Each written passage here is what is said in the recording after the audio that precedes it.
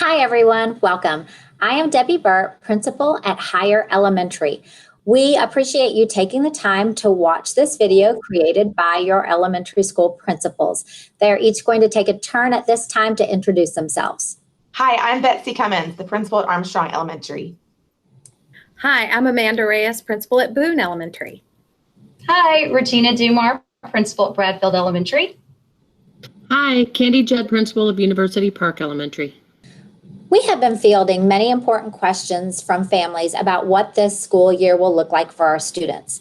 As you may have read in district updates over the last several weeks, we, along with the secondary principals, district staff, and school board members, have been working feverishly since June to get the best plans in place to support our students and staff while maintaining compliance with the ever-changing recommendations from various county and state decision makers.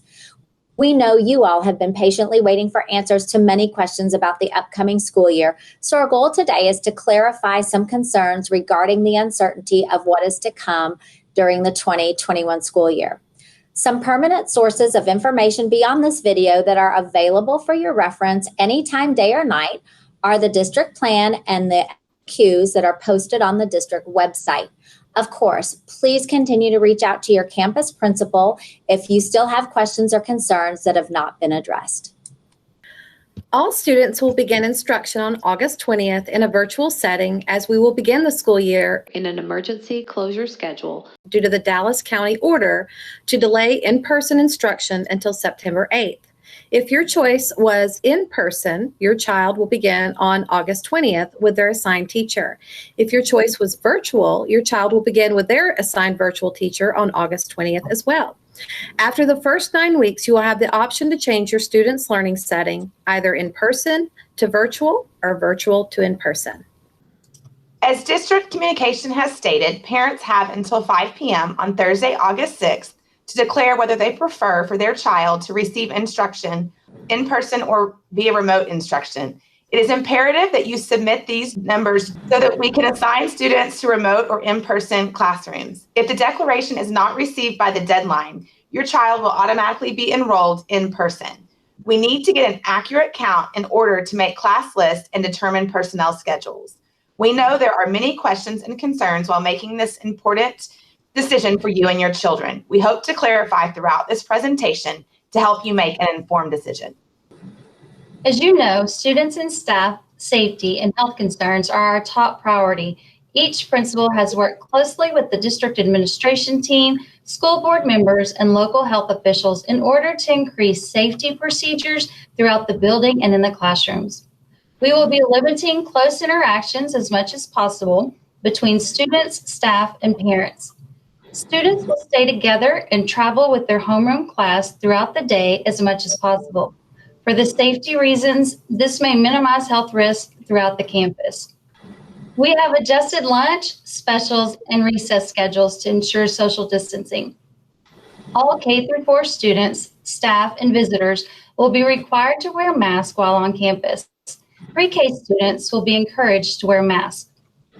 As is tradition in Highland Park, our parents and our volunteers play integral roles in the success of our students. It pains us to say that we cannot allow parents on campus this year except for cafeteria volunteers. But as a district, we know how important it is to limit all visitors on the campus to minimize risk for all of our students and staff. We have also received messages such as, "My child has asthma and may present similar symptoms to the COVID virus.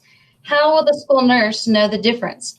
Our campus RNs recognize that many of the symptoms of COVID-19 may mimic other childhood illnesses and chronic health conditions.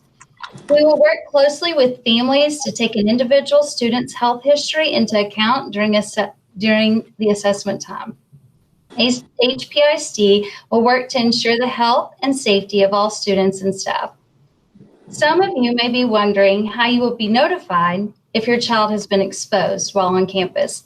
Please refer to the flowchart on the slide for the information. If you have additional concerns, please refer to the Back to School Plan for Reopening document to see the specific details on our website. Many of you, I'm sure, are wondering what your child's schedule will look like. The remote and virtual schedule will be very similar. Your child will be interacting with their teacher for mini lessons, morning meetings, small groups, and then there will be time for them to work offline and return later to their virtual classroom. Students will have daily specials, lunch, and recess time. Students will not be expected to be on their computer all day. Many assignments and activities will not be on the computer. Kindergarten and first grade will be using Google Meets and Seesaw, and grades 2 through 4 will be using Google Meets and Google Classroom. As communicated by the Texas Education Agency, students who are provided instruction in a virtual setting must connect and engage with their teachers and/or the learning on a daily basis to be recorded as in attendance for the day. To be counted present, students must also complete and end daily assignments. Unlike the spring emergency remote learning period, when students were given pass-fail grades on the essential skills taught during that time, the district-approved standards-based grading guidelines will be used during the 2021 school year. Student grades will be based on relative mastery of an assignment as written in district policy. Many of you have noticed a tighter schedule for students this fall who select the virtual learning option as compared to the spring schedule during the emergency remote learning period. This is due to the need to provide more rigorous instruction of all grade level TEKS, to provide an opportunity for more contact with the teacher on a daily basis, and to promote community building among classmates. All of these specifics are critical to each student's academic, social, and emotional well-being as well as their growth. If a student selects virtual learning for the first 9 weeks, they will be able to return to their home campus. Information will be communicated towards the end of the 9 weeks if a family desires to make a change from virtual to in-person learning. The special programs plan was communicated through email on Tuesday and can be found on the district website on the Back to School page located under the Parents and Students tab. You will find information regarding programs such as special education, dyslexia, English as a second language, homebound services, talented and gifted, and coordinated health, which includes nurse information as well as PE. For specific information about your student and services he or she receives, you may contact your campus administrator, special education coordinator, or program provider. Drop-off and pickup will be specific to each campus, but we have all created plans to ensure social distancing and to keep each cohort and class together. There will also be hug zones at each campus where parents can give a hug and say goodbye prior to students walking into the building independently. Principals have created schedules and procedures to limit close interactions as much as possible between students, staff, and parents. Students will eat in the cafeteria or common areas while staying socially distanced and using their individual portable plexiglass partitions. Students will have assigned seats each day. There will be time allotted for staff to clean the tables using the CDC-approved products between lunch periods. Students purchasing a lunch at school will place an order in their classroom each day. Parents will need to manage student accounts online due to the fact money will not be exchanged at school. Cafe and parent volunteers will prepare the lunches each day and place at the child's assigned seat upon arrival. I think we all agree it's important for our students to enjoy recess on a daily basis, weather permitting. Schedules have been created to ensure students have designated play areas and zones, allowing students to remain with their homeroom class or cohort. We feel strongly that it is important to build a sense of community while prioritizing the safety of our students, staff, and parents.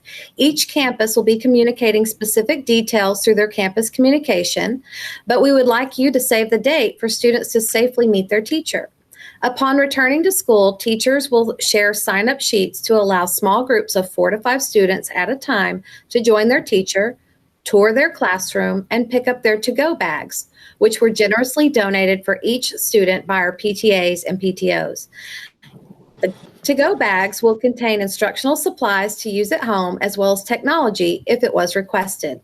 The time slots for meet and greet will be approximately 15 minutes per small group. You can see the dates on the slide. August 19th, we will host pre-K, PPCD, and special programs. August 20th, kindergarten through 2nd grade. August 21st, 3rd and 4th grade.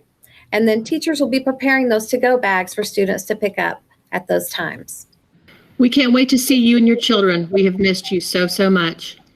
We appreciate your continued patience, support, and partnership as we navigate and work through these new approaches to educating our students. Together, we can do this. Feel free to reach out to your campus principal if you have further questions. See you guys soon.